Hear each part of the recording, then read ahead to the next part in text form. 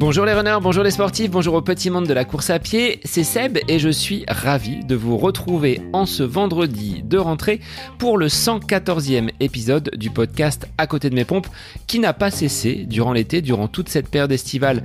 J'ai voulu vous proposer du contenu et bien m'en a pris puisque les statistiques d'audience n'ont fait que croître durant ce mois de juillet et d'août. Donc un grand merci à vous, fidèles auditeurs, nouveaux auditeurs qui rejoignez la communauté du podcast.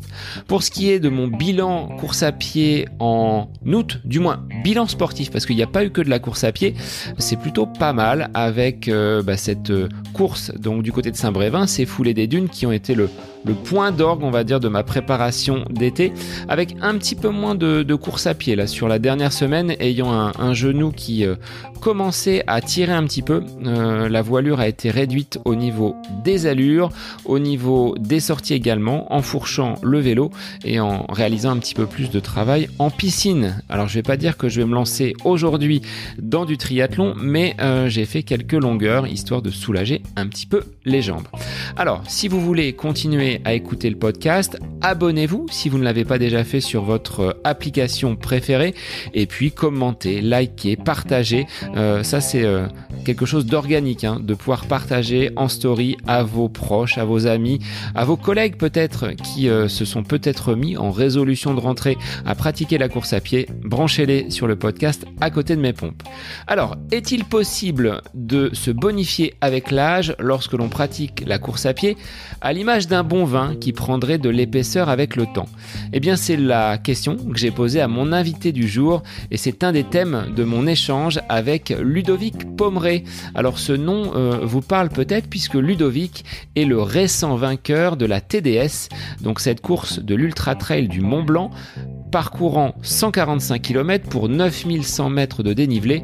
Ludovic est arrivé premier de cette course en 18h37 avec plus d'une heure d'avance sur son poursuivant.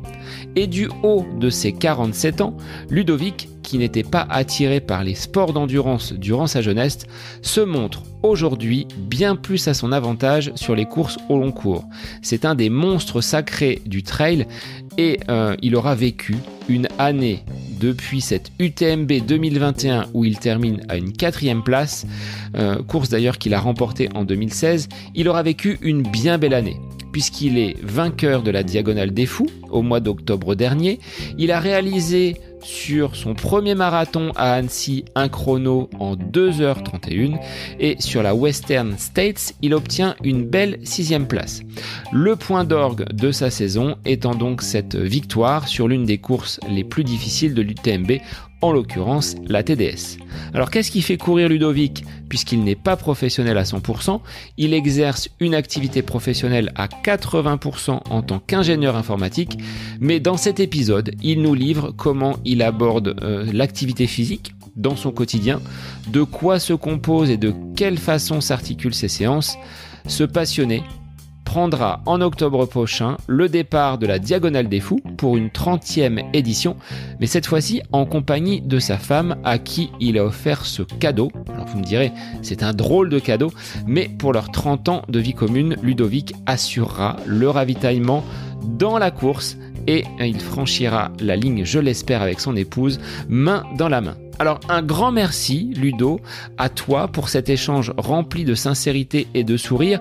Épisode, je tiens à vous le préciser, enregistré entre son retour de la Western et avant la TDS.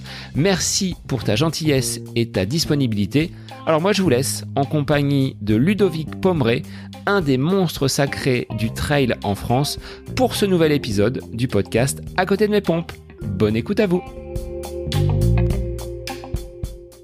Bonjour Ludovic, merci d'être l'invité du podcast. Alors, pour les personnes qui pratiquent le trail, on ne te présente pas. Malgré ça, avec un palmarès long comme le bras, tu restes discret sur les podcasts, sur les différents réseaux. Je voulais justement, en préambule, remercier donc Aurélien Collet qui a pu nous mettre en relation. Et donc, je te souhaite la bienvenue sur le podcast À côté de mes pompes. Bonjour, merci de l'invitation. Bonjour à tous aussi. Discret par rapport à ta question, écoute, je réponds quand j'ai des sollicitations, je réponds volontiers, mais voilà. Après, je suis pas très extraverti au quotidien non plus, donc voilà.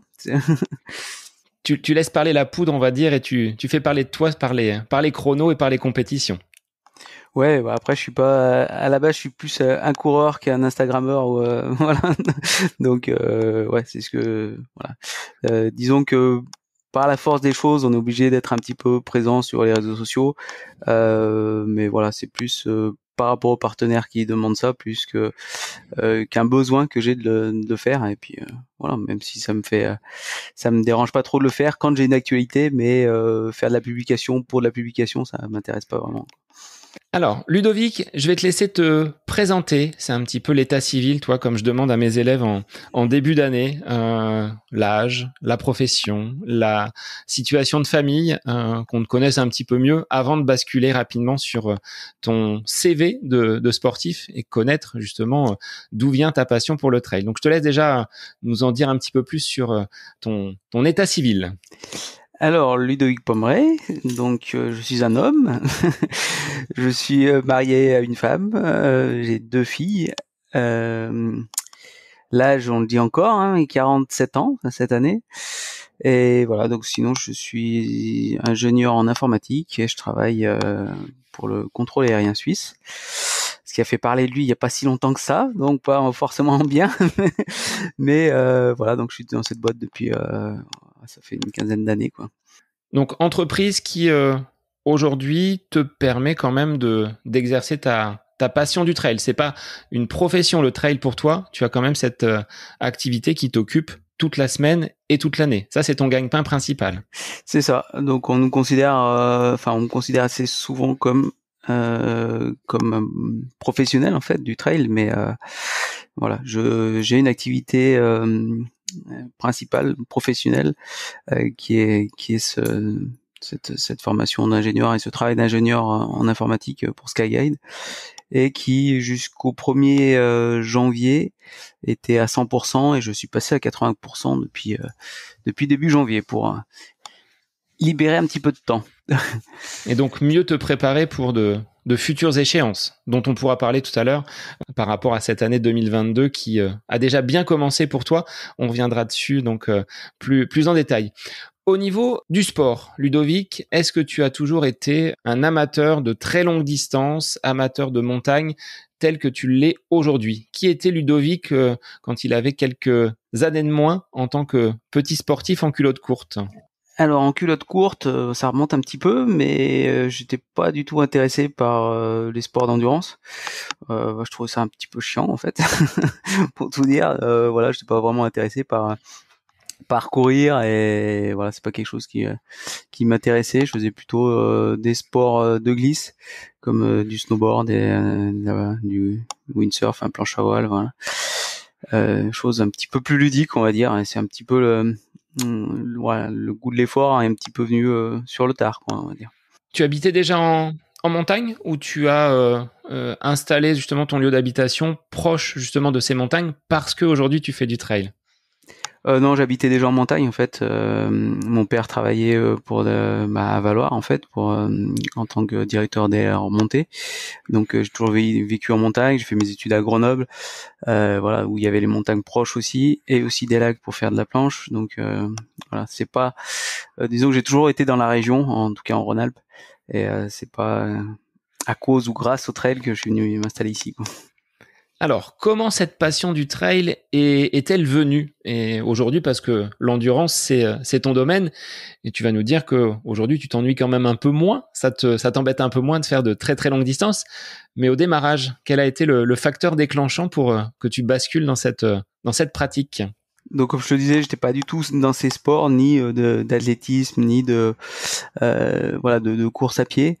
Et c'est mes beaux-frères par contre qui ont toujours fait de l'athlétisme, des crosses, etc., qui m'avaient un peu défié sur des petites montées qui existaient à l'époque, des montées dans des refuges, voilà, des montées sèches. Et voilà, c'est un peu comme ça que je suis tombé dedans. Et première course où eux qui étaient entraînés, même s'ils étaient plus jeunes, voilà, j'arrive à passer devant eux alors qu'ils misaient pas un copec dessus. Donc voilà, c'est un petit peu le début. Et aussi l'autre déclencheur en fait, ça a été une course qui partait de mon village, donc à Valois, hein, et qui s'appelait la Fortiche et qui avait pour ambition de relier un peu toutes les fortifications de Maurienne. Et c'était un 106 km, hein, donc dans les années 2000, donc ça date. Un 106 km avec 7005, je crois, de dénivelé, un petit peu en avance sur son temps. Voilà, c'est ce qui m'a motivé à essayer de participer en tant que marcheur. Forcément, je me suis cassé les dents, hein, sans entraînement, sans rien. Donc, j'ai fait 60 km et puis voilà, j'ai d'abord été arrêté par les médecins pour peu de tension trop basse, etc. Et puis après, c'est moi qui psychologiquement ai dû arrêter, quoi. Donc voilà, c'est un petit peu ça les débuts. Et je m'étais dit après cet échec, voilà, que je retenterais l'expérience. Et j'ai commencé à un peu plus m'entraîner pour ça, quoi. Après, cette course a disparu et il y a eu une course aussi qui a pris le relais et qui était aussi comme ça un défi en fait. Donc c'est pour ça que j'ai commencé en fait par les ultras et par des échecs beaucoup. Et donc après en 2004-2005, j'ai tenté l'UTMB qui ont été 2 échecs aussi, quoi. Et tu y es revenu sur cette UTMB. J'y suis 2016, revenu, mais bien longtemps préparé. après. Alors 2016, mais avant ça, il y a eu d'autres échecs, hein. Il y a eu 2010, 2012, donc voilà, il y a eu quelques tentatives sur l'UTMB, pas très fructueuses, quoi. Avant une réussite en 2016. Donc la 5e, c'était la bonne. Et tu y trouvais quand même du plaisir sur ces épreuves où tu te dis t'être cassé les dents et avoir essuyé quelques échecs. On sait qu'il y a des coureurs qui n'aiment pas justement l'échec et qui s'en servent derrière pour rebondir, pour avancer dans ces compétitions au début des années 2000 jusqu'à ce point d'orgue 2016 avec ta victoire sur l'UTMB. Qu'est-ce que tu as appris au fil de ces courses et comment tu as structuré ton entraînement? Est-ce que tu te préparais seul? Est-ce que dès les débuts, tu t'es entouré d'un staff ou de personnes qui ont pu programmer tes entraînements? Comment ça a évolué ta pratique au fil des années? Ouais, évidemment, ces échecs, c'était plus une source de motivation, même si parfois les échecs étaient difficiles à encaisser. J'ai fait exactement ce qu'on conseille de pas faire, d'y aller progressivement et de commencer par des distances raisonnables, plus courtes. Voilà, ces échecs, bon, c'était un défi en fait à la base, c'est de faire des choses en fait. Bon, je savais que je pouvais faire un 10 km ou un 20 km, mais c'est plus l'idée de faire des courses où on n'est pas sûr en fait d'arriver au bout. Et c'est un petit peu voilà comme ça que j'ai commencé. Maintenant, ces échecs sur UTMB, oui, et sur la Fortiche, c'était oui beaucoup de apprendre beaucoup sur soi et aussi se forger un petit peu le mental.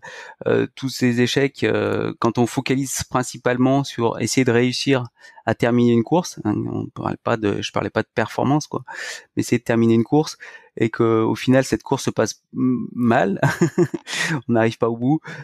Soit c'est voilà, on jette l'éponge complètement, soit on essaye de voir ce qui va pas et de s'améliorer dans ce sens.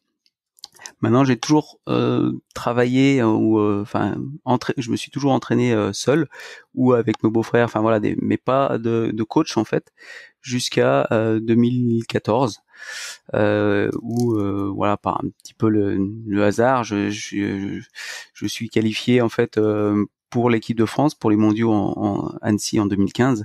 Et voilà, pour ces mondiaux, enfin très peu de temps avant en fait, j'ai demandé à l'entraîneur sélectionneur de l'équipe de France, Philippe Propage, de commencer à driver un petit peu quoi, de structurer un petit peu ses entraînements. Voilà, pour moi, je faisais pas de qualitatif. Mes entraînements, c'était principalement en fait les courses où je courais assez fréquemment en fait. C'était pratiquement toutes les 2 semaines, mais entre peu de sorties, enfin pas de sorties qualitatives en tout cas. C'était des sorties plaisir, voilà, on allait se balader un petit peu en montagne, mais et puis moins assidu que je l'ai été après 2014. Ouais. Alors, comment aujourd'hui, Ludovic, tu structures ta semaine d'entraînement? Est-ce qu'elle est, on va dire, ancré, fixé? Est-ce que tu aimes bien avoir un cadre justement dans ton entraînement, ou est-ce que tu laisses quand même ton feeling parler, et puis ta connaissance aujourd'hui de ce corps qui t'emmène vers des ultra longues distances et qui peut te dire aujourd'hui j'ai peut-être plus besoin de dénivelé, là un petit peu plus de vitesse. Comment tu t'organises sur une semaine, si elle existe, hein, cette semaine type? Alors, j'ai un fil en fait. Le fil, il s'appelle Philippe. Donc c'est Philippe qui organise en fait en fonction des objectifs qu'on se fixe. C'est lui qui m'organise ma semaine. Il sait les disponibilités que j'ai parce que voilà, je lui communique. Il sait que les week-ends je suis disponible, la semaine moins.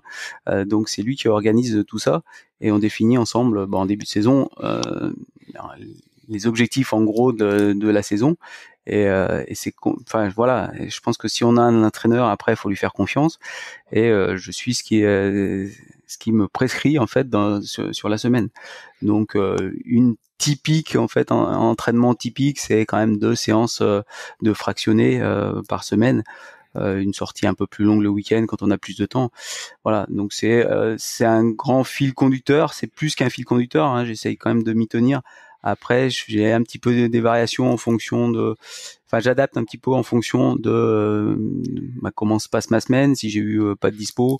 Aussi, malgré tout, en fonction du temps, quoi. Je vais pas aller faire une sortie, même si j'en connais qui en font, hein, mais une sortie de vélo sous la pluie, voilà. Donc, j'adapte un petit peu ça. Et un petit peu aussi d'adaptation. Des fois, c'est juste sur l'entraînement, je dois faire 1h30. Ça me dit pas forcément, Philippe me donne pas forcément si je dois faire du dénivelé, du plat. Et ça, j'adapte un petit peu en fonction de mon ressenti et de la connaissance que j'ai de la course que je préfère. L'année dernière, avant la Diag, j'ai beaucoup axé sur le dénivelé. Donc, même s'il me mettait 1 heure, j'essayais de faire quelque chose avec du dénivelé. Là, pour la Western, c'était un petit peu différent. Je savais que la course elle était plus roulante, donc voilà, des sorties d'1 heure, il n'y a pas forcément de dénivelé. Ou quand il y avait des sorties longues, je choisissais aussi des sorties où c'était un peu plus un profil similaire à ce que j'allais rencontrer sur l'objectif, quoi. Tu préfères les courses roulantes comme cette dernière, donc à la Western, ou quelque chose de quand même un petit peu plus escarpé à l'image de ce que tu as trouvé à La Réunion? Alors à la base, j'étais vraiment sur des courses où je préférais plus le technique, plus la montagne en fait. C'est vraiment, c'est encore ce que j'affectionne. Maintenant, depuis que je suis avec Philippe, voilà, on a travaillé quand même pas mal la vitesse et voilà, disons que je suis bien meilleur qu'avant en fait sur les courses plus roulantes. Même si je continue quand même à affectionner les courses avec plus de dénivelé, et j'aime bien en fait la marche aussi. Alors c'est ce qui me faisait peur sur la Western, c'est de courir longtemps. Moi j'aime bien alterner marche et course. Voilà, même si parfois des grandes montées ou des grandes descentes c'est difficile aussi, ça fait mal aux pattes. Mais voilà, c'était vraiment ce genre de course en fait qui m'intéressait vraiment. Maintenant, les courses très techniques, ça devient aussi un petit peu plus difficile. Mais voilà, j'aime quand même bien avoir des courses qui soient assez techniques, que ce soit pas monotone, et alterner. Hein. C'est surtout ça, moi, alterner marche et course. Même si dans tous les cas, on évolue dans des beaux environnements. Et mais même si c'est long, on n'a pas forcément le temps de beaucoup regarder, quoi. C'est ce que j'allais dire. T'as pas forcément le temps d'admirer le paysage, même si moi, pour avoir suivi l'UTMB 2021 avec Éric Lacroix au commentaire, il louait justement ta foulée. Qu'est-ce qu'elle a de si particulière? Il dit ça, c'est le style Ludovic Pommeret. On le reconnaîtrait parmi 100. Ouais, je pense pas qu'il louait en fait, parce que c'est vrai que j'ai un petit peu de foulée atypique. Déjà parce que, comme je te disais, j'ai jamais appris en fait, hein, donc j'ai pas eu d'école en fait d'athlétisme, etc. Voilà, donc c'est ma foulée naturelle qui vaut ce qu'elle vaut. Maintenant, c'est vrai que elle est assez lourde, faut pas se le cacher. J'ai pas de fréquence en fait. Moi, c'est voilà, quand je veux aller plus vite, j'allonge la foulée. Donc forcément, je suis un petit peu moqué aussi, par différents médias, on va dire. pour mon attaque talon, voilà. Mais c'est ouais, c'est quelque chose que je travaille pas et je cherche pas non plus forcément à travailler. Voilà, maintenant c'est ma foulée, elle est comme ça. Et pareil pour le haut du corps, quand je me vois courir, des fois je dis ouais, bon, c'est vrai que c'est sûr que c'est pas terrible, mais mais bon, voilà, c'est comme ça. Disons que c'était encore pire avant. Donc avec l'âge, ça se bonifie et ça se corrige. Ouais, c'est moins pire, on va dire. Ça se bonifie, je sais pas. Donc en dehors de la programmation et du regard extérieur donc de ton coach, qu'est-ce qu'il t'a apporté en plus de cette façon d'organiser tes semaines et de te conduire sur un meilleur état de forme pour le jour J d'une compétition? Quelles sont les autres facettes finalement que tu as découvert avec l'apport de cet entraîneur? Bah c'est aussi en fait moral. Enfin, l'entraîneur a aussi un soutien en fait à la préparation des objectifs. Voilà, moi, j'essaye de pas trop lui consommer de temps non plus, mais voilà, c'est aussi de donner un petit peu confiance. Et puis je pense quand on s'appuie sur quelqu'un, voilà, si on lui fait confiance, ça nous donne aussi un peu plus de confiance dans l'objectif. Maintenant, si l'entraîneur voit par rapport aux entraînements qu'on a à la rue, il va pas nous le dire en principe. Enfin, si c'est un bon entraîneur, en tout cas, avoir un objectif, même s'il sent que on n'est pas au top, il va pas le dire. Mais voilà, on va dire cette sérénité, enfin, faire aussi attention à ce qu'on fait. Ce qui est important, c'est quand avec un entraîneur, c'est de lui dire tout ce qu'on fait aussi. C'est pas de cacher des choses. Je connais certains athlètes qui vont pas me dire tout parce qu'ils préfèrent en faire plus que ce qu'a dit le coach. Voilà, non, c'est pas le but. C'est l'entraîneur doit aussi faire attention qu'on passe pas en surentraînement, que par rapport à la vie professionnelle et sociale, ben voilà, il y a peut-être des fois où aussi il faut peut-être s'entraîner un peu différemment et tout ça c'est pris en compte et c'est important de le prendre en compte et c'est bien pris en compte par Philippe Propage et l'environnement professionnel et social qui font vraiment partie de la vie de chacun, je pense, quoi. Aujourd'hui, avec toutes les plateformes type Strava, Nolio, tous ces trackers que l'on peut avoir, c'est difficile de cacher quelque chose à son entraîneur. Ou est-ce que bon, c'est aisé si on prend pas la montre et qu'on part pour une sortie à la sensation? Non, alors comme je disais, je cache rien à mon entraîneur. Maintenant, il m'en voudra pas si je dis ça. Philippe, il est plus entraîneur old school, donc il va pas suivre Strava. Je sais même pas s'il a Strava, Philippe. Il est pas sur Nolio. Enfin voilà, il est pas. Donc pour tout dire, nous c'est une feuille Excel. On donne les sensations. Enfin voilà, ce qu'on a ressenti, comment on est, et puis un petit peu les stats de la sortie si c'est un entraînement voilà qualitatif. Et voilà, donc après si j'ai envie de lui cacher des choses, c'est facile, mais voilà, c'est vraiment pas le but et voilà, comme je dis, c'est vraiment une relation de confiance qu'on doit avoir avec son entraîneur, quoi. Est-ce que sur le plan alimentaire, par rapport à cette vie de famille, hein, tu le disais, tu arrives à finalement cadrer assez facilement tes besoins alimentaires sans avoir à faire 3 ou 4 menus différents pour tous les membres de la famille? Comment tu organises justement ton plan alimentaire? Est-ce qu'il existe ou est-ce que naturellement tu es, on va dire, au poids de forme toute l'année? Non, je suis pas vraiment au poids de forme toute l'année, mais j'ai pas vraiment de variation non plus, et j'ai surtout pas de régime alimentaire, donc c'est assez facile à organiser.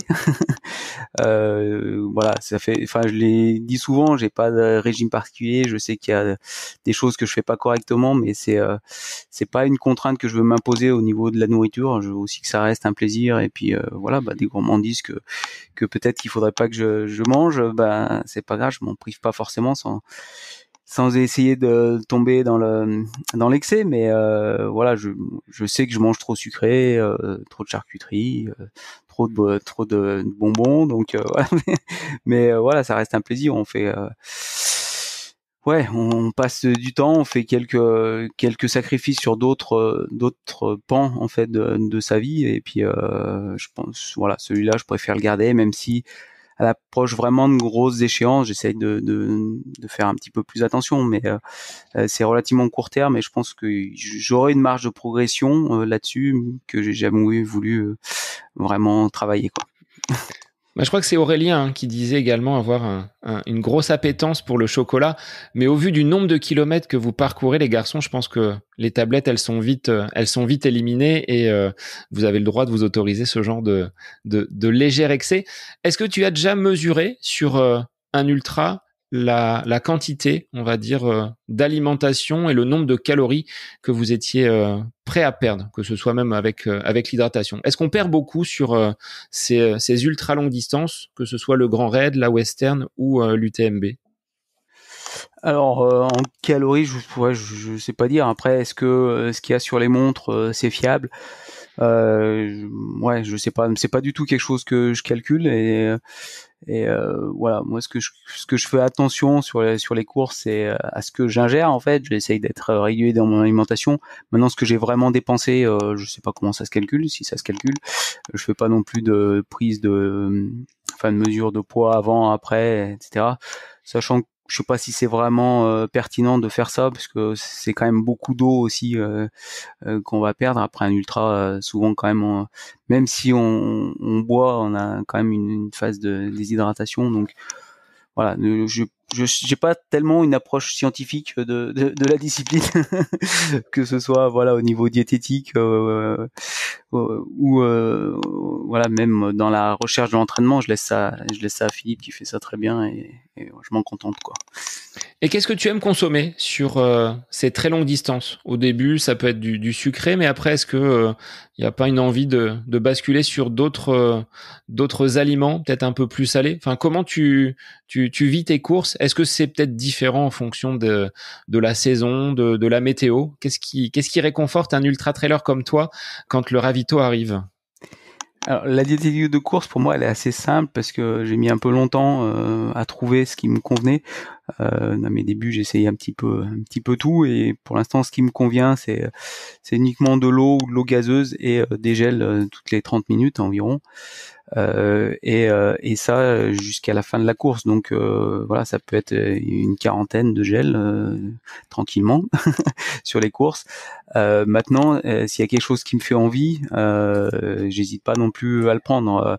Voilà, ça m'arrive des fois de manger du jambon. J'aime bien un bout de jambon cru.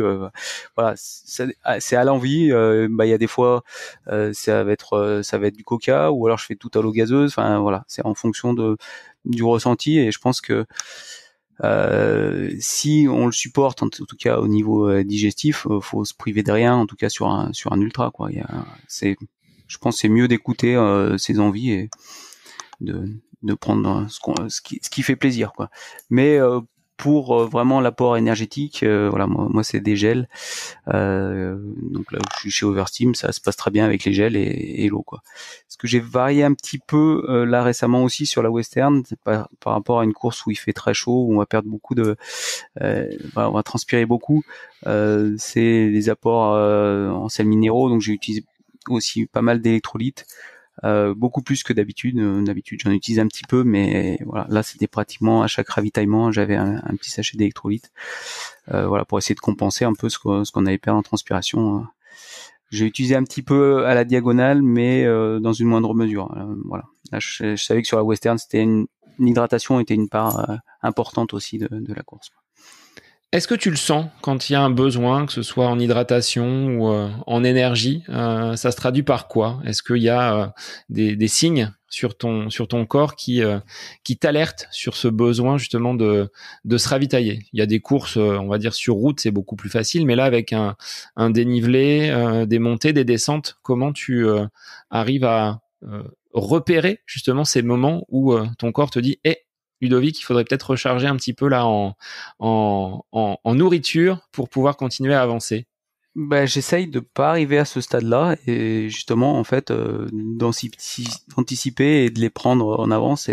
Alors, ça m'est déjà arrivé de faire une hypo, hein, ça m'arrivera sûrement encore, mais voilà, c'est peut-être d'avoir oublié. Surtout en début de course en fait, hein, c'est assez facile de pas boire, donc c'est quand même un petit peu aussi se forcer en fait pour maintenir un niveau d'hydratation et aussi d'alimentation, parce que en début de course, voilà, on a moins le besoin, on a un petit peu ces réserves qu'on a avant la course, donc c'est surtout essayer en fait de penser à cette partie-là dès le début de la course quoi, pour pas arriver à un stade de dire ah ouais mais là je sens que j'ai besoin. Et, quand les fois où j'ai fait un hippo, il faut au moins 1 heure pour en revenir d'une hippo, donc en fonction de la course, 1 heure ça peut être un peu long quoi. Donc ouais, j'ai pas vraiment de signes en fait annonciateurs. Après, je sais pas si les crampes sont liées. Ça m'arrive d'en avoir un peu moins sur les ultras quand même, mais je crois pas. Enfin, c'est difficile quoi. Pendant un moment, on disait quand on a des crampes, on n'est pas assez hydraté. Il y a pas, c'est pas sûr qu'il y ait vraiment une relation entre les deux, quoi. Et pour te préparer sur des très longues distances, là tu disais 2 séances de fractionné, une sortie longue. La sortie longue, elle doit être augmentée peut-être au fur et à mesure de la préparation et au regard de l'échéance qui approche. Tu peux monter jusqu'à combien? Est-ce que tu vas repérer peut-être, notamment pour l'UTMB, certains passages, ou est-ce qu'aujourd'hui tu es peut-être le régional de l'étape et tu connais le parcours par cœur sans avoir besoin d'aller remonter, redescendre cette ascension, ce col, ce segment? Alors les préparations, en fait, les sorties longues, ça reste relativement court, on va dire, parce que voilà, enfin c'est aussi ce que pense mon coach. Et il y a quand même des sorties, voilà, il y a des grandes sorties, enfin il y a des grosses courses en fait, des gros ultras, mais il y a quand même quelques courses qui sont aussi de la préparation. Même si quand on met un dossard, bah voilà, on a comme un objectif de faire ce qu'on peut, on arrive avec la forme qu'on a et puis on fait ce qu'on peut. Ça sert aussi de préparation pour les plus grandes distances. Donc voilà, sur ces sorties longues, c'est pas forcément un repérage sur la course, même si j'en ai fait l'année dernière avec Compressport notamment 4 jours. Enfin voilà, l'UTMB en 4 jours, ça fait un bon petit bloc de sorties longues. Et voilà, c'est plus. Donc le repérage, c'est aussi quand même j'ai trouvé un bénéfice cette année en fait, de se dire ah ouais mais là, enfin je sais exactement la longueur que va avoir la montée, voilà comment je peux la gérer en fonction de mon état. Ça, il y a quand même un bénéfice. Maintenant, c'est surtout voilà faire un bloc comme ça de 4 jours sortie longue, d'avoir le temps de le faire aussi, et puis d'avoir quand on fait ce repérage, d'avoir la logistique qui suit derrière, c'était intéressant. Ouais. Alors, qui t'accompagne justement sur ces ultras? Est-ce que c'est ton épouse qui est aux manettes et aux commandes du ravitaillement? Est-ce que vous avez des personnes extérieures qui peuvent justement vous apporter ce soutien, cette logistique? Comment tu organises l'envers du décor, donc les personnes qui vont agir à tes côtés et qui sont aussi d'une grande importance pour te conduire jusqu'à la ligne d'arrivée? Oui, d'une importance capitale même, et sont parfois, peut-être pas assez souvent, mais mis en avant. Et c'est vrai que l'assistance pour ces grandes courses est très importante. À La Réunion, c'est d'autant plus difficile parce que vu les chemins pour aller jusqu'aux assistances, c'est assez compliqué. Donc c'est une assistance qui est très dure. Et oui, c'est ma femme qui s'occupe de pratiquement, enfin de toutes les grandes courses en fait, de toutes les assistances. Et voilà, c'est aussi pour ça que cette année, je vais faire son assistance sur la diagonale, mais ça sera, je vais faire la course avec elle. Donc voilà, ça sera un binôme et je prendrai un peu d'avance, comme ce week-end durant la TGV, pour faire ses ravitaillements. Mais voilà, je resterai avec elle toute la course. Donc c'est quelque chose que vous partagez à deux, donc le sport et l'ultra trail. Dans la maison, ça pose pas de problème. Elle est consciente que toi tu en as besoin, mais tu arrives quand même à dégager du temps pour ta famille, pour tes filles. Oui, bah maintenant mes filles, voilà, elles ont 18 et 21, donc elles ont un petit peu moins de temps. D'ailleurs, elles sont plus à la maison, donc on a encore plus de temps. Mais oui, ça a toujours fait quand même partie de la famille. Quand elles étaient plus petites, elles venaient sur toutes les courses. Après, il y a moins d'intérêt, sauf quand ça se trouve au Japon, à La Réunion, ou voilà, là il y a un intérêt, c'est différent. Mais ouais, maintenant, voilà, ça a un petit peu changé. C'est vrai qu'on se retrouve plus comme avant les filles, quoi. Donc ça, c'est entre guillemets du temps précieux. Là, tu peux organiser ton entraînement sans que ça impacte, on va dire, radicalement la vie de famille. Donc là, c'est peut-être un plus d'ailleurs aujourd'hui. Ouais, peut-être que voilà, quand on dit parfois on a l'impression que tu te bonifies avec le temps, peut-être que c'est ça aussi, un petit peu plus de disponibilité. Il y a eu une grosse période aussi de notre vie où on a eu pas mal de travaux de construction en cours, donc à côté des entraînements, de la vie de famille et de la vie professionnelle, voilà, ça faisait beaucoup aussi. Mais voilà, c'est c'est des compromis et des sacrifices qui payent maintenant, quoi, en fait.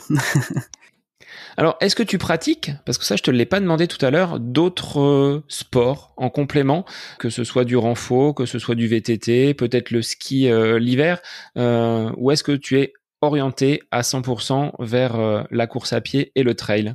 En été, on va dire 90% sur la course à pied. Le vélo, oui, un petit peu. C'est vrai que quand j'étais à 100%, c'était compliqué de faire du vélo parce que voilà, si le week-end on fait des sorties longues, voilà, on peut peut-être faire une petite sortie de vélo, mais ouais, c'est assez chronophage en fait le vélo. Souvent, quand le coach met une sortie, c'est pas une sortie d'une heure en fait, il y a pas tellement de sens. Donc ou alors c'est de la récup, c'est un peu différent. Mais voilà, c'est course à pied reste quand même le principal entraînement pour l'été. Et l'hiver, par contre, c'est complètement inversé où je cours relativement peu et je fais beaucoup de ski alpinisme. Voilà, ce qui permet de sauvegarder un petit peu le corps, les articulations surtout, qui en course à pied, c'est vrai que c'est quand même assez traumatisant par rapport à du vélo ou à du ski alpinisme ou ski de fond. Voilà.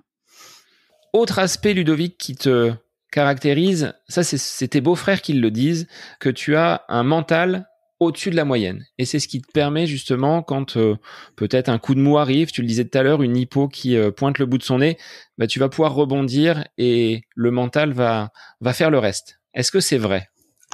Non, je pense pas être au-dessus de la moyenne. Après, voilà, chacun fait, voilà, chacun a ses motivations en fait. Et c'est vrai que peut-être qu'il y a des coureurs qui abandonnent plus souvent, ou même parfois des coureurs élites. Voilà, si c'est pas une bonne journée, parce que c'est malheureusement ça arrive les bonnes journées, les mauvaises journées, les bonnes journées. Donc voilà, après un mental exceptionnel, non, je pense pas. Après, tous ceux qui font de l'ultra trail ou du trail ont forcément les capacités d'aller puiser un petit peu dans la douleur, parce qu'il n'y a pas que du bonheur. Le bonheur, il est souvent quand on passe la ligne d'arrivée, même s'il y a d'autres, on arrive à trouver d'autres sources de bonheur lors de la course. Mais c'est vrai qu'il y a quasiment toujours en fait des moments difficiles dans un ultra et des ascenseurs, que ce soit physiques ou émotionnels. Voilà, et il y en a toujours aussi. Bon, je pense pas avoir un mental particulier. Alors, ça me conduisait en fait cette question vers l'UTMB 2016 où à mi-course, tu étais pas forcément le favori, pas forcément la personne qui serait en mesure de rafler la mise. Et finalement, c'est toi qui as franchi le premier la ligne d'arrivée. Est-ce que ça reste, cette UTMB 2016, ta plus belle réussite en course dans ta carrière sportive, ou est-ce qu'il y en a d'autres? Oui, non, c'est certain que c'est quand même la plus belle réussite et le plus beau souvenir émotionnel, justement par rapport à ce déroulé et à ce que tu mentionnais. Alors à mi-course, j'étais déjà mieux quand même, mais voilà, après les contamines, j'étais vraiment mal avec des douleurs gastriques importantes et quasiment 1 heure de la tête de course à ce moment-là. Et voilà, c'est ça qui a fait se dérouler, et puis un concours de circonstances aussi avec des abandons de gens qui étaient favoris, quoi. Donc c'est ça qui fait que pour moi ça reste oui, évidemment la plus belle réalisation. Et puis c'est quand même je pense la course que chaque coureur d'ultra rêve de gagner. Voilà, j'ai eu la chance de la gagner une fois.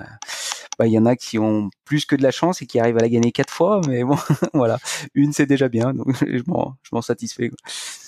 Alors, sachant que cette année, donc à l'été 2021, tu étais encore présent et tu accroches quand même une 4e place. Donc, on sent quand même que cette course a quand même une saveur particulière pour toi et que tu aimes y revenir, on va dire, régulièrement. Ça, c'est le rendez-vous des ultra-trailers.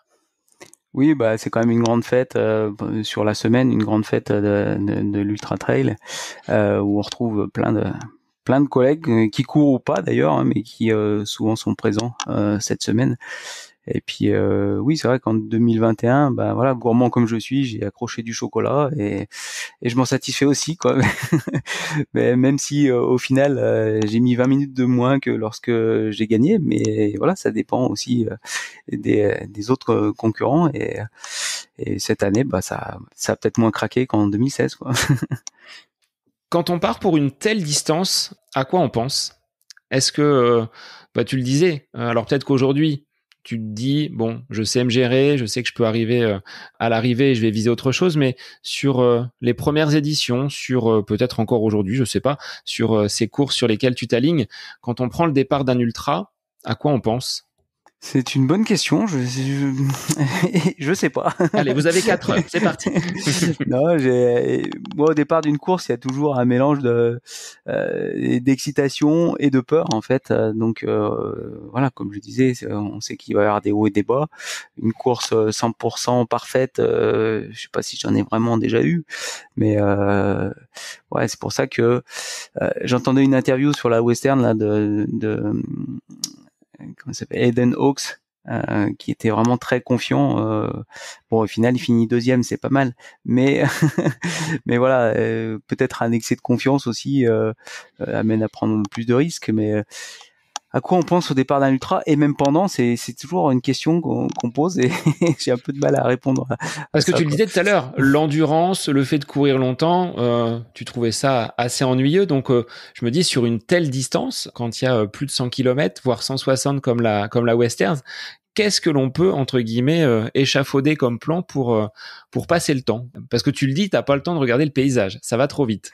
Ouais, enfin, ça va trop vite. C'est surtout qu'on est quand même un petit peu concentré. On lève un petit peu la tête quand il y a un super coucher de soleil ou lever de soleil sur le Mont Blanc. On jette un œil, mais c'est vrai qu'on reste un petit peu concentré sur la course, sur le chemin. Euh, et, euh, je sais pas quoi te dire. Est-ce que la famille, est-ce que voilà des projets que tu peux mener peut-être en parallèle viennent occuper tes pensées, ou est-ce que voilà tu es vraiment dans l'instant et tu profites de ces moments à l'écoute de ton corps, à l'écoute des sensations que peut te procurer ce sport? Oui, bah la famille, le soutien en fait qu'on a, bah là, bon, c'était un cas un peu particulier sur la Western State. J'ai beaucoup pensé en fait à ma maman qui est disparue cette année, donc voilà, j'avais une une bonne partie de la course pris par ces pensées et ce soutien. Donc voilà, mais voilà la famille, les personnes qui comptent un petit peu sur nous, voilà, qui ont aussi pris du temps pour nous. C'est voilà un facteur de motivation. On y pense d'autant plus dans les moments difficiles, pas forcément dans les moments faciles, parce qu'il y a quand même aussi des moments faciles. Hein. On a l'impression que je parle toujours des moments difficiles, mais donc il y a des bons moments euh, et euh, et ouais, tous ces personnes-là qui comptent sur nous, forcément font partie de l'équation pour arriver au bout et si possible réussir le mieux possible. Ouais. Moi, ça me surprend toujours, tu vois, Ludovic, sur ces grandes courses que tu peux mener. Et on en avait discuté également avec Aurélien. C'est cette capacité que vous avez à rebondir. Tu le dis, il y a des hauts, il y a des bas, on le sait, on va les traverser et on va pouvoir repartir de l'avant. Quels sont les ressorts que vous mettez pour que la machine reparte, que le corps se remette en action après avoir connu un moment où les jambes n'étaient plus là? Est-ce que c'est que le ravitaillement, ou est-ce que vous allez chercher quand même beaucoup plus loin dans les ressources? On parlait de mental justement. Est-ce que ça se joue quand même sur cet aspect-là? Ouais, bah, enfin, là, après cette UTMB déroulée en 2016, ça a été forcément une source de motivation de se dire que voilà, peu importe où on est, bah voilà, ça peut changer. Et voilà, si j'avais décidé d'abandonner en 2016, bah il y a des choses que j'aurais pas connues.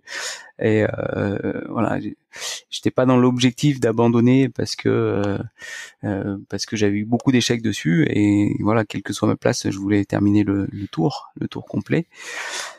Donc voilà, ça c'est une source pour moi de motivation, de se dire voilà, j'ai l'expérience de ça, de ces événements qui ont été difficiles, mais qui au final ont donné quelque chose de plutôt sympa. Donc c'est une des motivations, mais comme je le disais tout à l'heure, il y en a plein d'autres aussi avec la famille, avec voilà, avec le coach, avec avec plein d'autres, on peut avoir plein d'autres leviers ou activation mentale en fait pour se dire qu'il faut continuer et puis qu'au final on sait que après la course on gagnera surtout les bons moments et pas les mauvais, heureusement, sinon on courrait plus, je crois. Autre bon moment, donc là on remonte le fil de ta carrière, mais on est très très proche. C'était en octobre dernier sur l'île de la Réunion, donc victoire en duo avec Daniel Young. Est-ce que tu peux nous raconter un peu cette course, comment tu l'as abordée, comment tu l'avais préparée et comment vous êtes arrivé main dans la main? Ça me surprend toujours, là où sur des sports autres, il y en a un qui laisserait pas sa place à l'autre. Là, vous arrivez main dans la main et ça pose de soucis à personne et tout le monde est content. Pas forcément. Après, chacun, ça, c'est finir comme ça en fait en duo, ça dépend vraiment des personnes. Et puis voilà, je pense que sur la Réunion, on a le temps d'en discuter. Donc je vais revenir un petit peu sur cette diag. Il n'y a pas vraiment eu de préparation. C'est après l'UTMB. Voilà, ça s'était bien passé. Juste après la course, on m'a demandé si j'allais sur la diag. Je dis non, je vais pas sur la diag. Et puis voilà, après 2 semaines de repos, voilà, le corps a bien récupéré et je me dis qu'est-ce qu'on va faire cet automne. Il y a plusieurs choix, mais voilà, il y avait peut-être aller sur les Templiers, un endurance trail, etc. ou refaire cette course qui avant l'UTMB était quand même ma course favorite parce que je trouvais quand même un dépaysement total, enfin, et puis l'île qui est vraiment à fond sur cette épreuve, donc c'était la course que je rêvais aussi de gagner après 3 fois deuxième et un abandon. C'était le Poulidor de la diagonale, là. Donc, voilà, c'est ça. Après, ça reste voilà, pas eu vraiment d'anticipation. Disons que la préparation a été relativement courte entre UTMB et diagonale, où j'ai plutôt axé sur le dénivelé. Et puis voilà, on peut laisser un petit peu plus de côté la vitesse, quoi. Comment tu l'as abordé? Donc, t'es arrivé finalement relativement serein après un bon UTMB. Du volume, mais plutôt sur le dénivelé. Et donc, au départ, là, qu'est-ce qui se joue, qu'est-ce qui te trotte dans la tête? Tu te dis bon, j'ai fait un bon UTMB, je vais pouvoir aller donc truster peut-être les premières places, où ça reste quand même très très incertain au moment où tu prends le départ. Non, c'est très incertain. Arriver serein, pas tellement en fait, parce que j'ai pas l'habitude de faire 2 ultras à moins de 2 mois d'intervalle. Donc voilà, pas serein sur le fait d'avoir assez récupéré, assez serein sur ma forme en fait, mais pas sur la longueur. Disons que les entraînements que j'ai faits, c'était pas des sorties de 10 heures, hein, donc voilà, l'envie de bien faire parce que 3 fois deuxième et puis essayer de faire mieux. Donc voilà, l'envie aussi de prendre un petit peu des risques, et je m'étais dit je voulais partir un petit peu dans la tête de course, et j'avais un petit peu établi un temps enfin voilà, un plan de course où j'étais même un petit peu en avance, hein, et établi un plan de course basé par rapport à la gagne de l'année précédente. J'étais un petit peu en avance, mais cette année, la course allait encore plus vite, donc au final, j'étais pas dans ce que je voulais faire et resté dans la tête de course, et j'étais comme souvent plus chasseur, hein, donc voilà. Et à partir de quel moment tu t'es dit c'est possible? Quel moment de course, à quel kilomètre tu t'es dit bon, je suis le chasseur, je remonte les places les unes après les autres, la victoire est peut-être cette fois-ci possible, il y aura pas de quatrième fois une seconde place? Il n'y a pas vraiment de temps. Après, dire déjà de refaire un podium à partir de Sillaos, voilà le groupe auquel j'étais. Disons que je reviens sur aussi Lambert, qui était Lambert Santelli, qui était assez favori aussi sur cette course. Benoît Girondel qui abandonne. Enfin voilà, il y avait plusieurs paramètres qui disent tiens, c'est un déroulement qui est un petit peu spécial aussi, hein. Faut pas compter que sur sa forme, il y a aussi les autres concurrents, la forme des autres concurrents, et là voilà, il se trouve que certaines têtes d'affiche abandonnent aussi. Devant, il reste des coureurs, il reste encore quelques coureurs, hein, notamment avec les Italiens, où il y avait Francesco Cucco, qui est assez français comme italien quand même, hein. Et Daniel Jung qui avait mené toute la course, hein, donc voilà. Je pense que là, à ce moment-là, je suis avec Marmisol, j'ai oublié son prénom, et voilà, on fait la montée du Taibit, on reste un moment ensemble. Et voilà, quand on est déjà en troisième position, on n'a pas des super gros écarts. On se dit que c'est possible, mais faut rester assez, voilà, assez lucide. Et puis même si on a envie de progresser et progresser, je veux dire dans, dans les places, écouter un petit peu son corps et se dire que la course est encore longue, quoi. Et voilà, après il y a une montée en fait, c'est la montée de qui est en dessous, Roche Plate, c'est la montée de la Roche Ancrée, je crois que ça s'appelle. Je me suis plus, qui a été assez décisive, où là je reviens assez proche en fait, je passe deuxième et je reviens assez proche de l'Italien, que je double en fait juste après la brèche, quoi. Donc voilà, et à ce moment-là, moi j'ai pas du tout l'idée ou non plus l'envie en fait de finir à deux, en fait. Chacun fait sa course. J'étais avant aussi dans un autre groupe. Voilà, on a fait un bout de chemin ensemble. C'est souvent comme ça dans l'ultra, on fait un bout de chemin ensemble et puis après, sans forcément se dire on va terminer ensemble. C'est un moment qu'on partage. Ça permet aussi de penser à autre chose, de discuter un petit peu, même si on passe pas notre journée à jacter, hein. Mais voilà, quand je reviens sur Daniel, il me dit qu'il arrive plus à descendre et voilà, on échange un moment parce qu'on se connaissait, hein, d'avant. Donc on échange un moment et puis après je pars et voilà, j'étais presque persuadé que je le reverrais pas. Et bon, je fais ma course normale et puis je sais pas, peut-être un quart d'heure, 20 minutes, une demi-heure, je sais pas. Ben il y a Daniel qui revient et puis voilà, qui s'est accroché et on fait un bout de course ensemble sans se dire qu'on on va terminer ensemble. Comme avant, j'ai passé du temps avec d'autres coureurs, quoi. Et bah c'est au fur et à mesure d'avancer que qu'on on passe de plus de temps ensemble et puis au bout d'un moment, voilà, la question vient si tout se passe bien, est-ce qu'on termine ensemble ou pas. Et voilà, les deux étaient plus pour terminer ensemble. Maintenant, s'il m'avait dit bon, de toute façon, je terminerai pas à deux et à un moment, soit voilà, soit tu passeras devant, soit j'essaierai de jouer ma place. C'est bien de le savoir et c'est bien que voilà, de le savoir relativement tôt, quoi. Pas en entrant sur le stade de la Redoute, quoi. Oui, on finit pas un 400 mètres à fond pour gagner la breloque, entre Ça guillemets. c'est déjà vu, mais voilà. Disons que si le coureur veut jouer vraiment une place, c'est bien. Je respecte aussi ça. Ça reste une compétition, donc s'il faut se départager, et l'autre coureur n'est pas pour en fait la partage de la place, il n'y a pas de problème. Et je tenterai ma chance aussi. Et voilà, pas sur un sprint, quoi. Pas sur un ultra, sur un sprint. Il y a suffisamment de temps et de terrain escarpé pour jouer la gagne avant justement cette arrivée à plat, entre guillemets. Ouais, c'est ça, ouais. Il y a pas beaucoup de plats avant l'arrivée, mais oui, c'est ça. Non, on a plutôt discuté, essayé de, voilà, nous, on nous annonçait aussi Dylan Bowman, l'américain, qui revenait et qui est quand même un bon finisseur.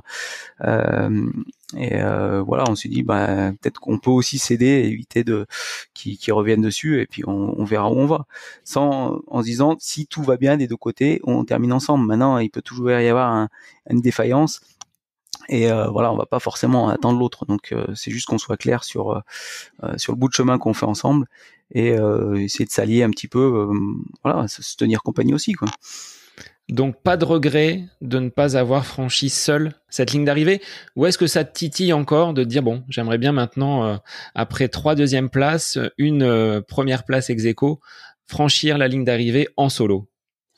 Non, pas du tout de regrets. C'est des bons moments partagés et des bons souvenirs avec Daniel. Et voilà, on s'échange encore quelques messages. Donc voilà, c'est des places et des souvenirs qui voilà, j'ai pas de regrets par rapport à ça.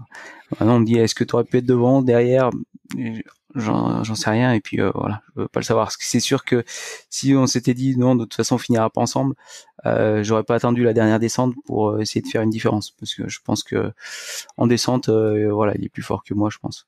Alors sur ces terrains escarpés, qu'est-ce que tu trouves comme différence entre la Réunion et ce que tu as pu trouver à la Western là donc en juin et à l'UTMB? Il y a vraiment des particularités entre ces différents trails qui font qu'on est obligé de se préparer avec peut-être un terrain un petit peu plus technique. De ton regard de professionnel, qu'est-ce qui se dégage de ces différentes courses à travers le monde? Il y a vraiment des spécificités sur chacun des trails? Ah, sur les trois que tu as cités, ouais, c'est difficilement comparable. Alors d'autant plus la Western State qui est vraiment à part. Bon, du fait, en plus de la chaleur qu'on trouve aussi à La Réunion, qu'on peut trouver à l'UTMB, un peu plus rarement en fait quand même. Euh, voilà, c'est vraiment le fait de devoir courir 90-95% du temps sur la Western State, c'est vraiment différent de La Réunion. Dans une moindre mesure de l'UTMB aussi, où on passe quand même pas mal de temps à marcher, mais moins qu'à La Réunion. Je dis, voilà. Par rapport au temps de marche, c'est sûr, il n'y a pas photo, c'est Réunion, UTMB et Western. Hein. Voilà, le chemin, c'est pas non plus un billard sur la Western State. Il y a quelques cailloux, mais c'est quand même pas quelque chose qui est très technique. Il y a des descentes qui finalement, enfin, elles sont peu nombreuses, mais il y a 2-3 descentes qui sont un petit peu raides. Voilà, c'est quelque chose qui ressortait pas dans les récits que j'avais pu entendre. Maintenant, c'est vrai que techniquement, c'est quand même pas très difficile si on compare par rapport à la diagonale. Maintenant, la diagonale, elle est réputée comme une course très technique. Voilà, c'est une course, c'est sûr que il y a quand même pas mal de cailloux, de passages où il faut faire aussi attention en descente, un petit peu technique, mais il y a d'autres courses qui sont beaucoup plus techniques aussi. Donc voilà, ce qui fait qu'elle est difficile, c'est la longueur en fait des chemins techniques et puis la répétition de ces grandes montées, et grandes descentes relativement techniques, sans être quand même insurmontable. Hein, c'est Alors, comment tu as fini après, on va dire, cette deuxième ultra en l'espace de quelques semaines? Août, l'UTMB, octobre, la diagonale. Tu t'es accordé un petit peu plus de repos. Ton corps, qu'est-ce qu'il t'a dit? Stop, Ludo, on va faire une petite pause pour préparer au mieux la saison 2022. Comment tu as géré cette après-course? Est-ce que ça se prépare en amont d'ailleurs? Alors l'après-course, il y a forcément un temps de repos. De toute façon, enfin c'est mieux de le faire. Maintenant, je fais pas j'en avais fait un petit peu des longues pauses en fait. Voilà, peut-être un mois sans course à pied. Ou, voilà, j'en fais moins. Et puis après la diagonale, après ça bascule assez rapidement en fait sur la saison de ski. Donc voilà, il y a pas, là j'ai pas vraiment. Là, je suis encore en phase de récupération, même si une semaine après la Western State, j'ai fait la TGV avec ma femme. Donc voilà, 73 km en récupération, c'est pas une très grosse phase de repos, mais mais voilà. Donc je pense que déjà quand la course se passe bien, on récupère déjà mieux, et je pense que la récupération mentale aussi est assez importante. Voilà, après physiquement, on récupère relativement vite, en tout cas superficiellement. Peut-être qu'une fatigue plus profonde est installée, mais on a l'impression d'être assez bien physiquement relativement rapidement après un ultra. Quoi. Donc, il n'y a Voilà. pas de recette miracle pour repartir de l'avant. C'est cette connaissance que tu as de ton corps au fur et à mesure de l'avancée de ta carrière. Tu sais ce qui est possible et ce qui n'est pas possible. Ouais, pas de recette miracle. Après, c'est comme tout en fait quand on arrête, même là une semaine, 10 jours, voilà. C'est aussi une reprise progressive. Voilà, j'ai jeté un œil sur ma semaine. J'ai du vélo pour reprendre progressivement, des fractionnés courts en fin de semaine.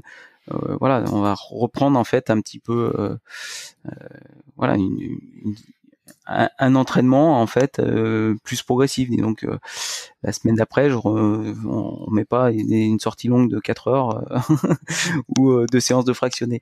En tout cas, c'est pas ce que me met mon coach. Et voilà, comme je disais, je lui fais confiance. Donc Mais pour ce qui est du fractionné, de la vitesse, tu en as quand même, puisque j'étais surpris de te voir sur du bitume et sur le marathon d'Annecy. C'était en préparation de la Western, justement, d'avoir peut-être du plat, relativement plat, donc comme tu le disais, sur cette course aux États-Unis. Annecy, c'est un très très beau chrono. Tu Oui, t'y attendais ou pas? non, parce que enfin j'étais parti pour donc sur ce marathon en fait pour faire pacer de mon beau-frère qui allait faire pacer sur la Western States en fait, hein, donc voilà, et donc c'était beaucoup plus logique. Enfin, j'en ai discuté avec mon coach. Sinon, j'avais le choix d'une autre course en fait, mais qui était plus typée gros dénivelé, etc. Et c'était plus logique de faire une préparation axée plus sur la vitesse que de faire une sky race ou voilà, disons des courses habituelles. Donc voilà, c'est comme ça que je suis venu à proposer à mon beau-frère de faire pacer, il avait l'objectif de faire ce marathon, et je me suis entraîné pour ça, bon, même si j'ai eu une période Covid et d'autres périodes, enfin une période personnelle assez difficile, voilà, je me suis entraîné quand même pour essayer de faire ce pacer où il me demandait un pacing à 3,40 pour essayer de finir dans les 2,35 le marathon, quoi.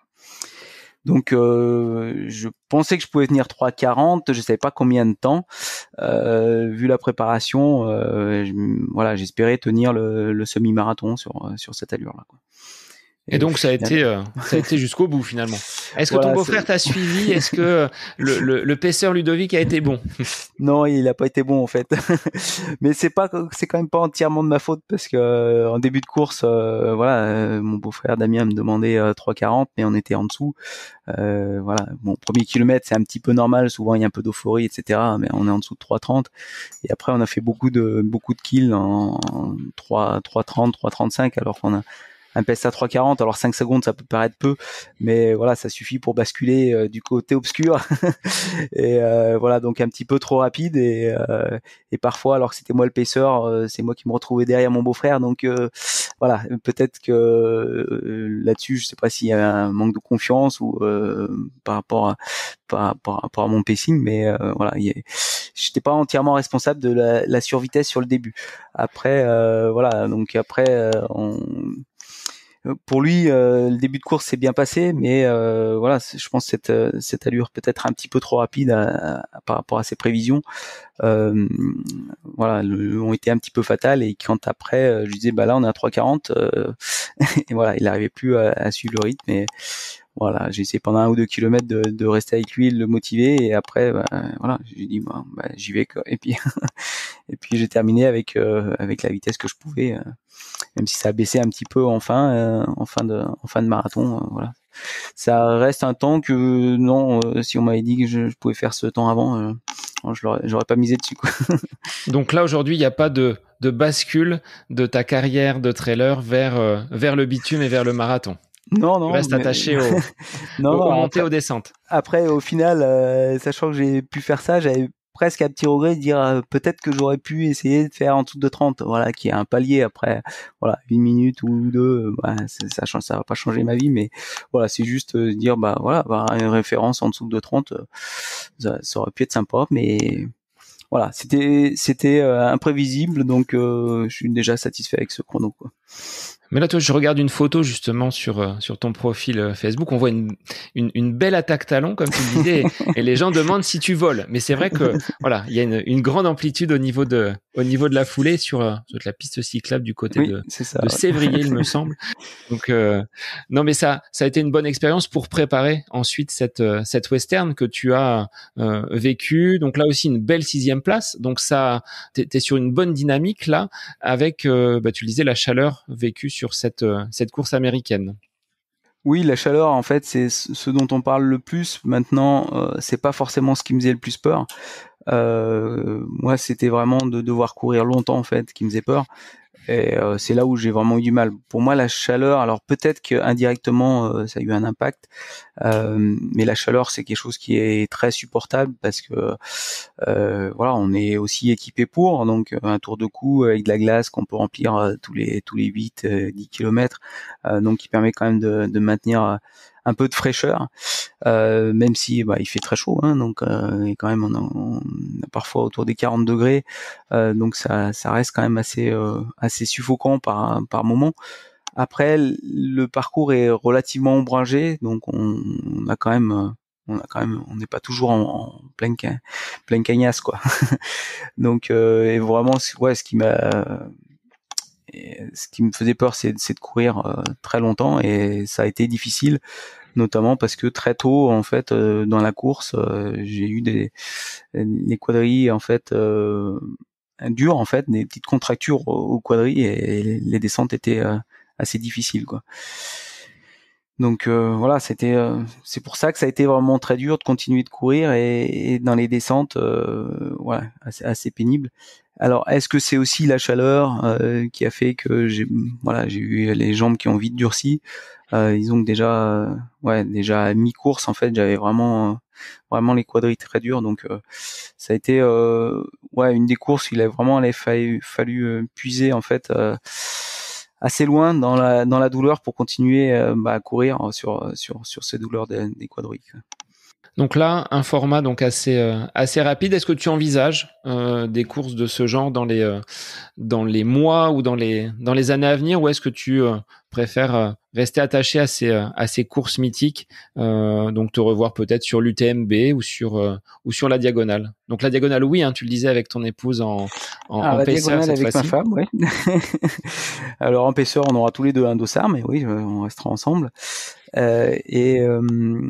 Et sinon, pour l'UTMB, pour l'instant, c'est prévu la TDS. Donc voilà, une autre course. Enfin, c'est pas une petite course non plus. Donc format un peu plus court que l'UTMB, mais quand même là, il va falloir changer un petit peu de préparation, parce que voilà, on va pas demander les mêmes choses que sur la Western State. Donc on verra comment se passe l'enchaînement. Ceux qui ont l'expérience des deux courses, peu en fait ont réussi, les deux cours à 2 mois d'intervalle à performer sur les deux. On verra comment ça se passe déjà.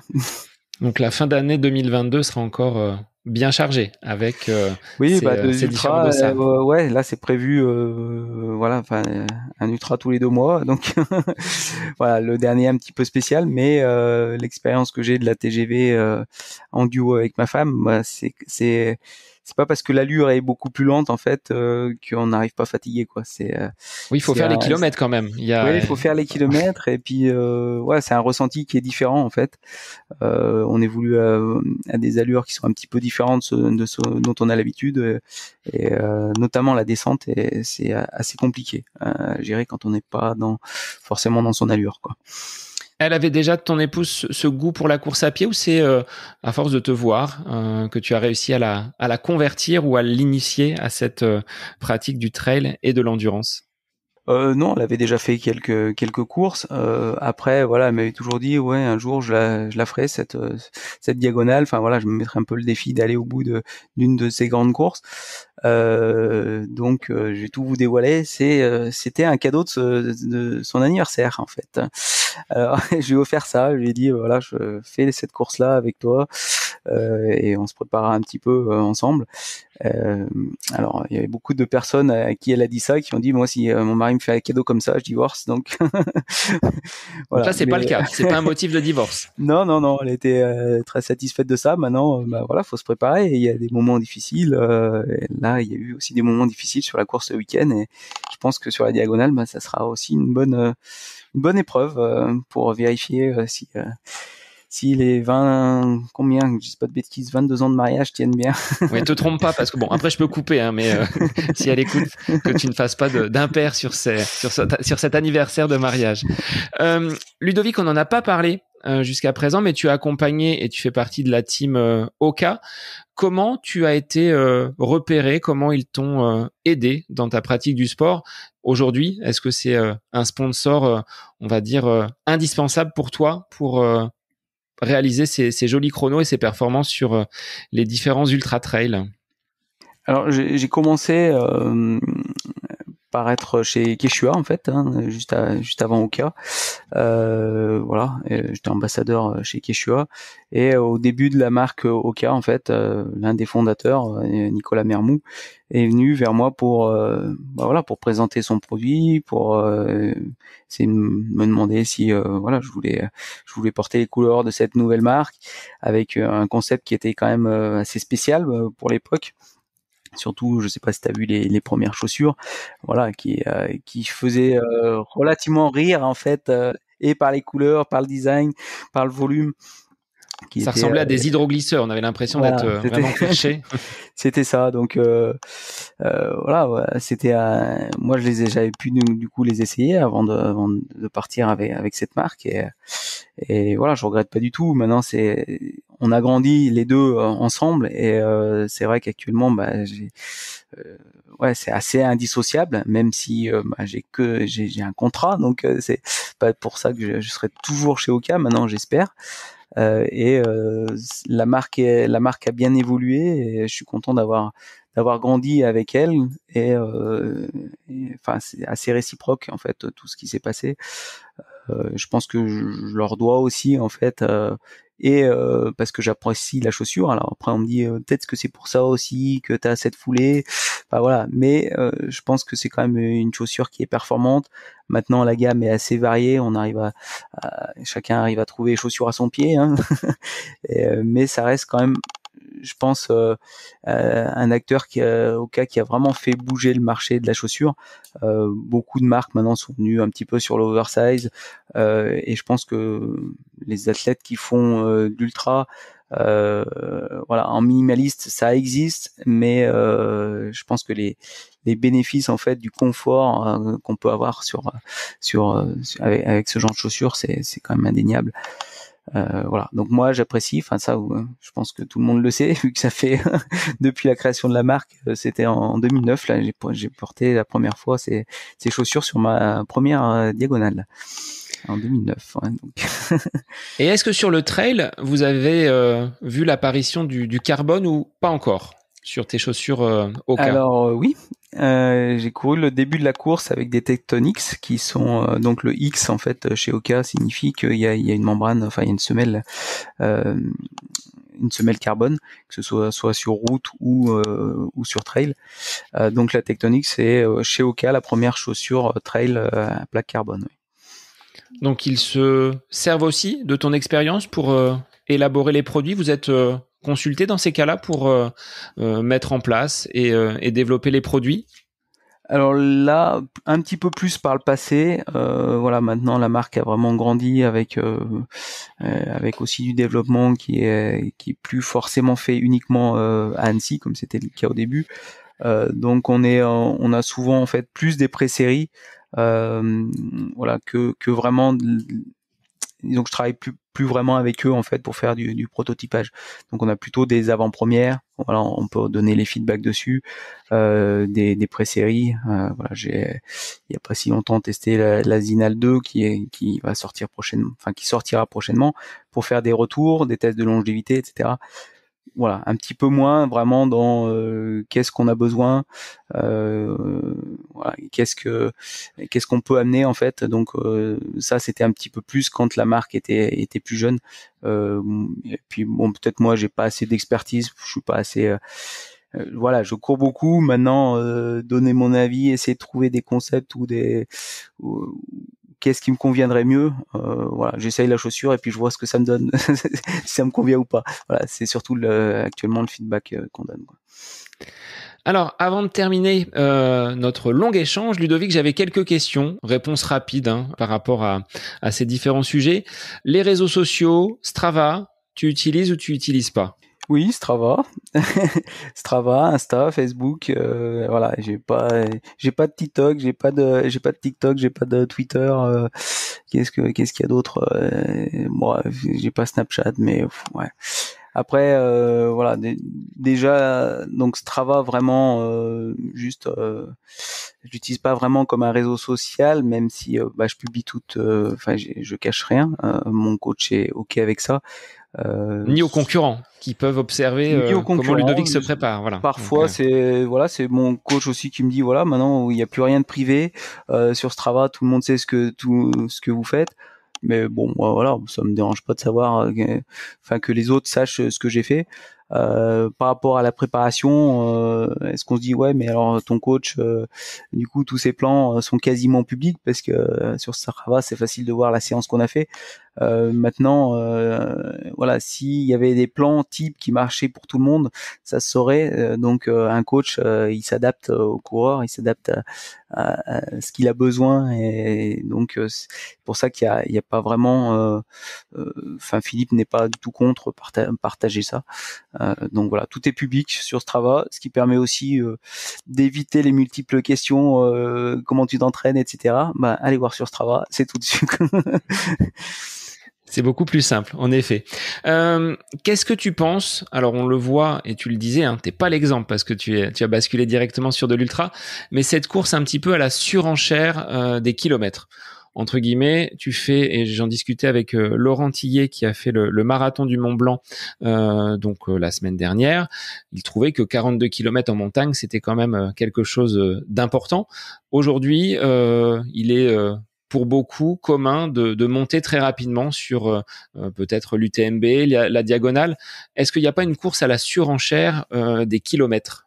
Quel est ton regard sur ça? Je crois qu'il y avait un petit peu pendant un moment, notamment entre UTMB et Diag, où ils se tiraient un petit peu la bourre pour avoir la course la plus longue, garder la course la plus longue, la plus dure.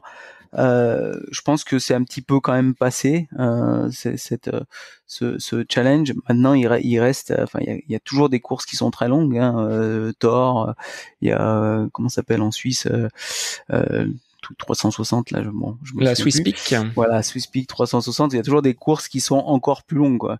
Voilà, après, on rentre dans des courses où, notamment sur le Thor, en fait, j'ai des copains qui l'ont fait et il y en a qui ont eu un peu du mal à s'en remettre, quoi. Donc, je me suis dit, peut-être que j'irai un jour sur cette course, voir ce que c'est, en fait, de faire aussi long. Maintenant, ouais, et je pense que c'est aussi quand même difficile à s'en remettre, et voilà, pour l'instant j'attends encore un petit peu, quoi. Je pense que c'est une autre gestion, en fait, pour l'instant sur les formats de course comme ça. Alors ouais, pour nous on met moins de 30 heures, mais voilà, sur une course 30 heures, on n'a pas tellement à prendre en compte la gestion du sommeil. Quand on va dépasser ça, je pense que ça devient une autre gestion pour gérer la fatigue, le sommeil, savoir s'il faut gérer en micro sieste ou plus long. Enfin voilà, c'est quelque chose d'autre à travailler.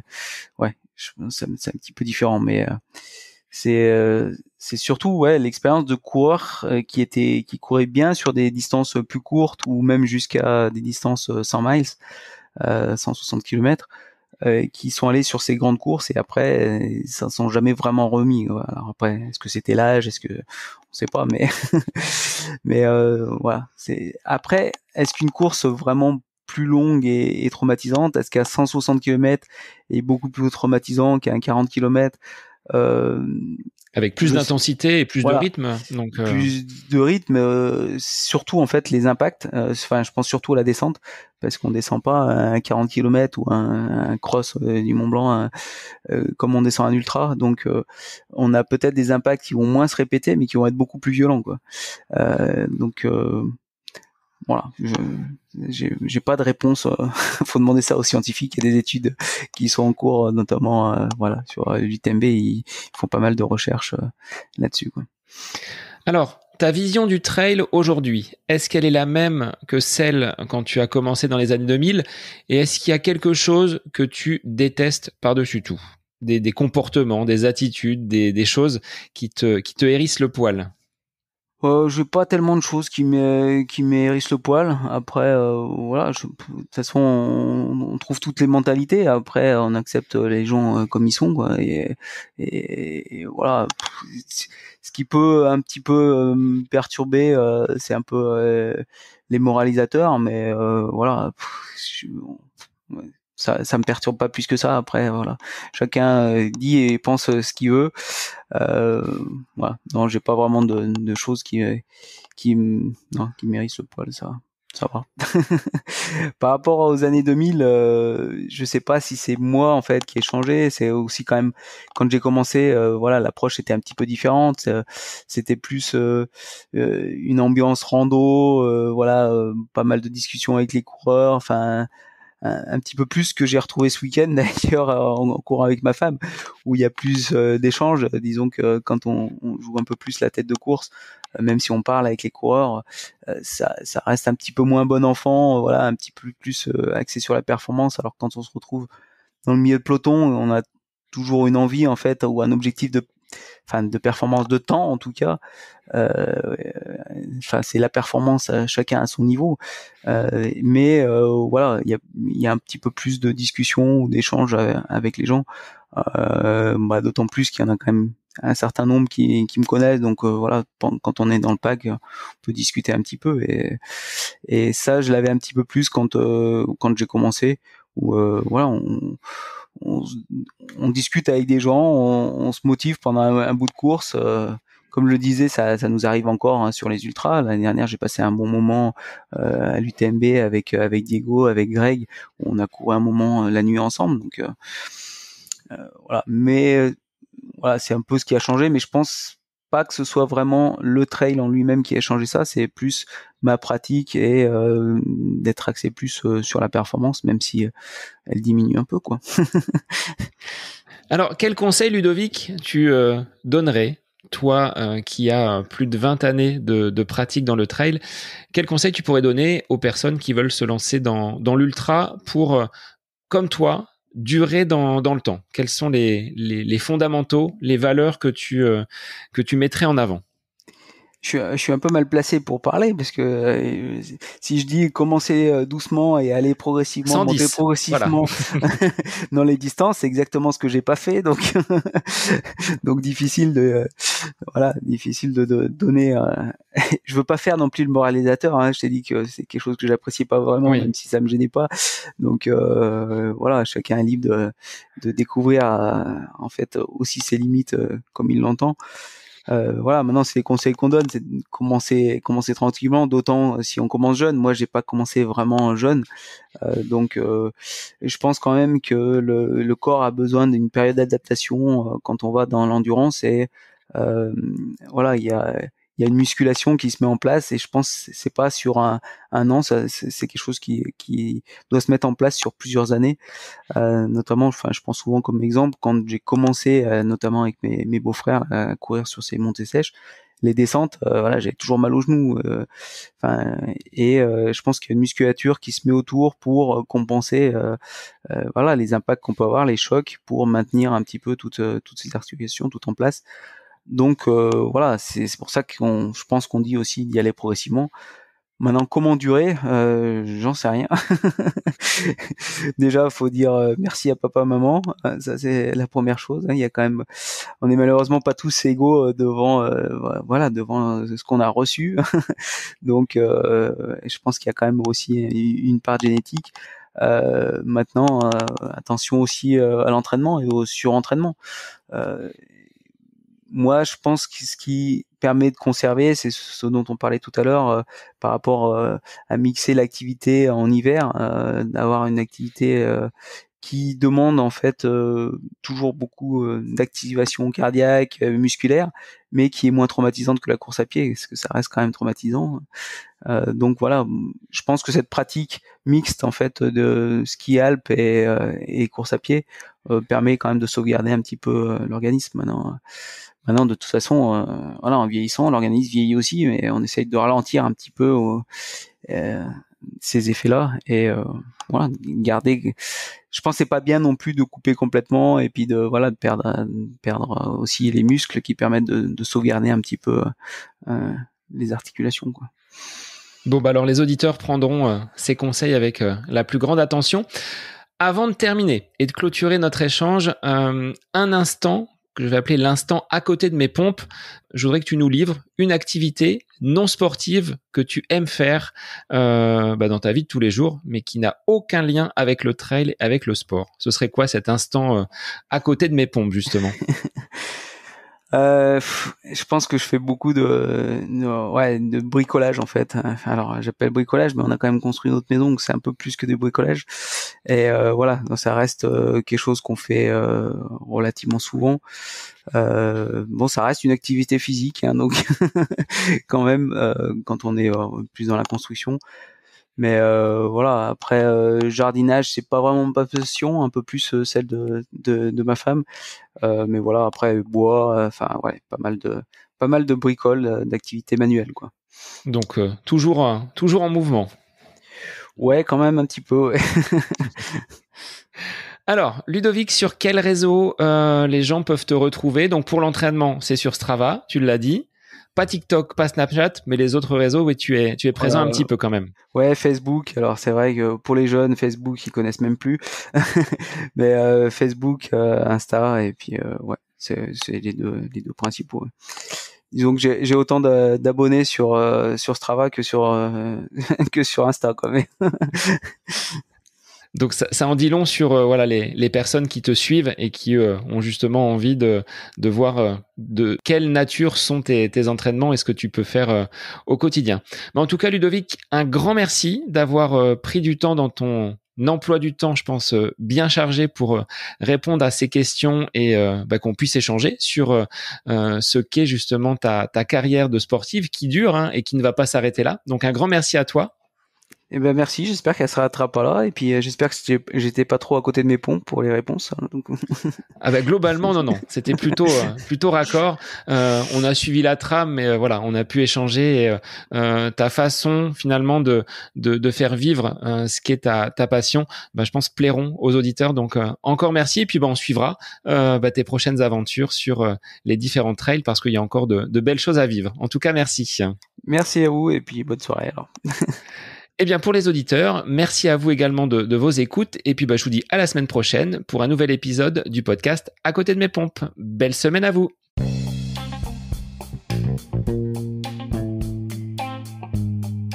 J'espère que cet épisode avec invité vous aura plu. Je vous remercie infiniment de votre écoute. Pour faire remonter le podcast dans les classements, je vous invite à laissez une petite évaluation sur Apple Podcast, 5 étoiles, un petit commentaire, ça me fera énormément plaisir et vous permettrez au podcast d'être remonté, diffusé, déployé sur ces différentes plateformes de façon plus importante encore qu'il n'est actuellement. Et puis je vous invite à me retrouver sur les différents réseaux, Facebook, Instagram. Laissez votre petit message, votre commentaire, ça me fait plaisir d'échanger avec vous. Si vous avez des questions, si vous voulez échanger sur quelconque sujet en lien avec la course à pied, mais pas que, parce que le sport c'est une philosophie de vie et c'est une passion qui nous anime de façon commune, donc n'hésitez pas à venir échanger avec moi. Sur ce, je vous souhaite une bonne fin de semaine, un bon week-end et je vous dis à la semaine prochaine pour un nouvel épisode du podcast À côté de mes pompes.